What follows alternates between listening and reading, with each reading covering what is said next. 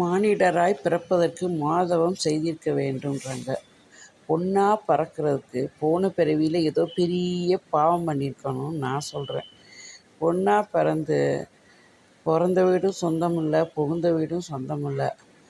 கல்யாணத்துக்கு அப்புறம் பிறந்த வீட்டுக்கு போனால் புருஷனோடு கிளம்பணுமா, தனியாக வரக்கூடாதுன்னு. அந்த 25 வருஷம் வாழ்ந்த வீட்டில் நமக்கு 25 நாள் கூட தனியாக தங்குறதுக்கு அனுமதி கிடையாது. புருஷனோடு வரணும், புருஷனோடு போயிடணும். ஏன் அந்த புருஷன் நேத்தானே வந்தான், அவங்க கூட தான் வரணுமா? இந்த வீடு நம்ம பிறந்த வீடு தானே. ஆனால் தாயோ தகப்பனோ அதுக்கு ஒத்துக்கவே மாட்டாங்க. என்னென்னா ஊர் உலகத்துக்கு பயப்படுறாங்க.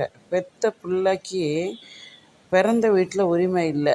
இது பெண்களுடைய சாபக்கேடு. ஆனால் பிறந்தா ஜாலியாக இருக்கலாம். அவனுக்கு பிறந்த வீட்லேயும் சந்தோஷம், போன வீட்லேயும் தாங்குன்னு தாங்குவாங்க மருமகன்னு. பொண்ணுக்கு பிறந்த வீடு